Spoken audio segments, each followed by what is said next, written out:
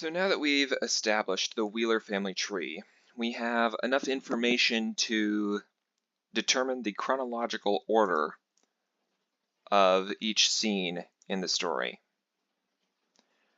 How are we going to go about doing that? I think the easiest way to go about this would be to find a pivotal point that every other scene is either definitively before or after. And the most obvious place that I can think of to make that pivotal point is in scene number 5 with the launch of the arc sign. Everything is either pretty clearly either before or after that launch. With that awareness, we'll just put down here scene number 5 and then put down the other numbers in relation to it. So let's just go to scene number 4. How is that relevant, or how is that connected to scene number 5? Well, we know that by this point, as we've, I believe, explained at earlier points, or in our previous video, Jane is already widowed and has 2 kids by the time scene number 4 comes along. And in scene number 5, Jane, who is the point of view character, is somewhere, has a grade that we can assign to her, a school grade from 1 to 12, which tells us that scene 4 definitely comes after scene 5, after the launch of the arc sign. Scene 1 is going to come after scene 4 because in scene 1 they reference scene 4, specifically the monopoly that took place in scene number 4.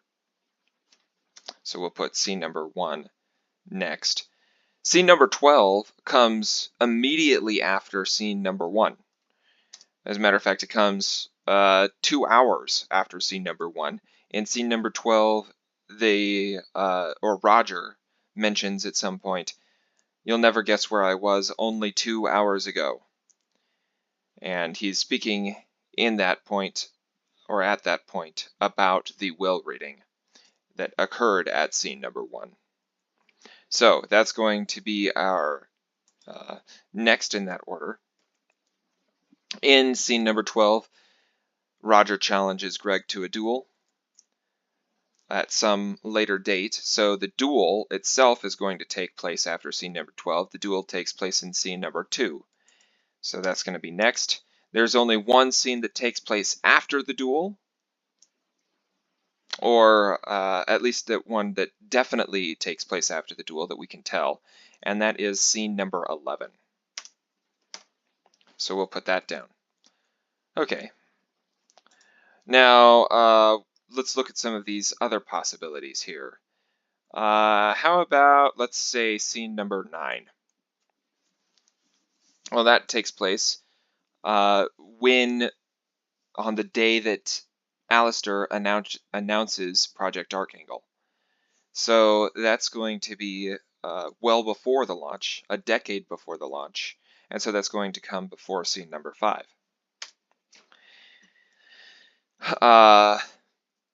At some point, Melody comments that it's been a year since the announcement of Project Archangel. So that's going to come after scene number 9, but before scene number 5. She does mention that out of 10 years, 1 is down, 9 more to go. So that tells us where we can place scene number 10, the scene that Melody, the scene that is from Melody's perspective. What else can we figure out? Roger's scene definitely comes before scene number 9, because scene number 9 references the photograph that is taken in scene number 7. So we can place that here at the front of our growing list. Now, what scenes haven't we listed yet? We haven't listed scene number 3, number 8, or number 6. So let's figure out where those go. Well, we know that scene number 8 takes place when Greg is in 1st grade. Scene number 7 takes place when Roger is in the 8th grade and Greg is 2 years younger than him. Unless somehow there's a kindergartner that has been held back for 8 consecutive times, which we know is not the case from the initial conditions established at the very beginning of the instructions, basically. We can know that the scene in which Greg is the 1st grader comes before scene number 7. So that's going to put 8 at the front of our line now. Bridget's case is interesting because it comes after the announcement of Project Archangel. There's not really a good reason to suspect that Bridget, who at that point has no connection to the Wheeler family in particular, except for her previous awareness of Greg, would know about Project Archangel as just a member of the general public, but she does mention it, and Roger is not surprised that Bridget is aware of it or anything. So this is a good indication that scene number 6 comes after scene number 9, which is the public announcement of Project Archangel. But it also comes before scene number 10, in which Roger states that he is now married and his wife is pregnant, also mentions that his wife is still in high school. So that tells us that scene number 6 comes between scenes number 9 and number 10, which leaves us, I believe, only with scene number 3. Scene number 3 is from Jimmy's perspective. Jimmy is higher up on the family tree than any of these other characters are. That doesn't necessarily mean that he's the oldest. There could be a situation where Alistair is significantly older than Jim and had his kids before Jim was born, or it could be that one of Alistair's kids or sons or daughters-in-law is somehow older than Jim. But the main way we can tell where scene 3 is located is by comparing it to scene number 8. In scene number 8, Jim is an adult and has a child, namely Greg, who narrates scene number 8. And in scene number 3, Jim is definitely still, because he's a point of view character, he's still somewhere on, he has a school grade. He's somewhere between 1st and 12th grade. And that tells us that Jim's scene number 3, is going to be the very first on our list. And now that we have this list of scenes here, I'm just going to see if I can potentially blow this up so it's a little bit easier to see. I guess I'm not familiar with how to do that. Oh, that'll work. So this is our list. This is our list of scenes, and we'll plug the order of this list into this chronological order perspective. For example, 3, the first on our list, we find 3 in our sequence, because that refers to the 3rd scene, and we're going to say that it is scene number 1 chronologically.